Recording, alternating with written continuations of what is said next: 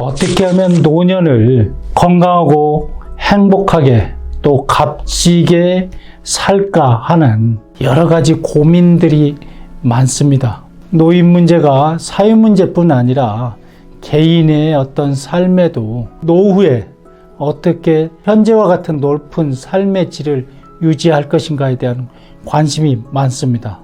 또 일부에서는 웰다잉 해가지고 어떻게 하면 잘 어떤 생을 마무리할까 이런 부분에 대한 어떤 교육 또 관심도 많은 걸로 알고 있습니다.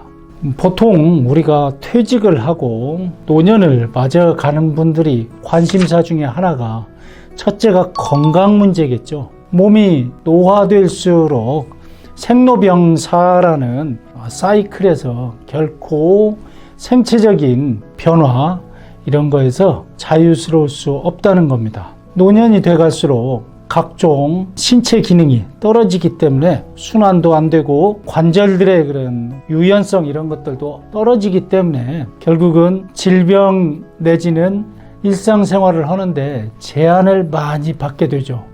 그래서 그런 문제들이 삶의 질을 떨어뜨리고 급속한 심리적 위축, 우울감이나 또는 정신적인 사회생활에서요 도피 같은 걸 이렇게 생각하거나 칩거하게 되는 그런 상황이 오게 되죠.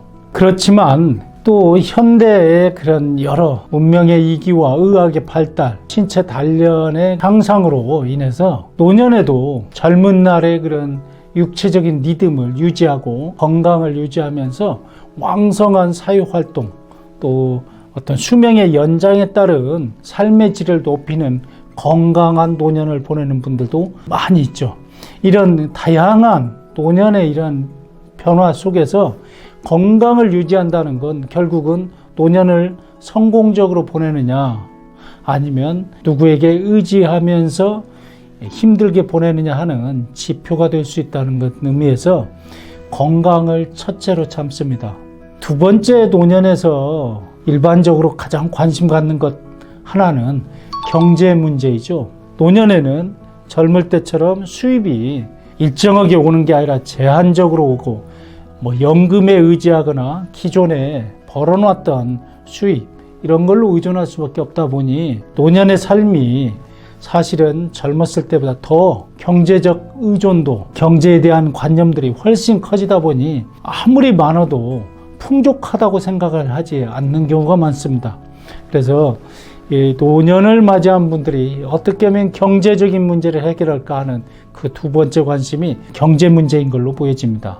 세 번째는 퇴직 내지는 노년의 시간들이 많아졌을 때 이 시간을 어떻게 보낼 거냐 하는 시간 관리, 사회 활동 이런 부분에 대해서 노년에 얼마나 잘 관리하느냐 또 인간관계를 어떻게 유지하느냐 자기의 취미 생활이나 자기의 그런 남는 시간들을 어떻게 활용해야 하는 여가 활용법에 대한 관심들이 지대한 것으로 보여집니다.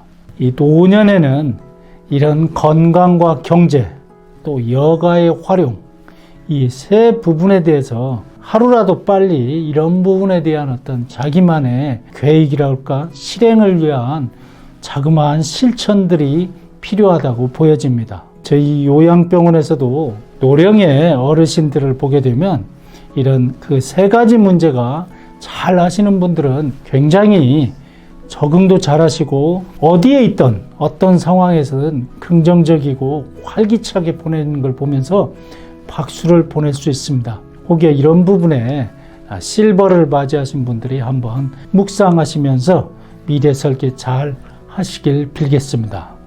감사합니다.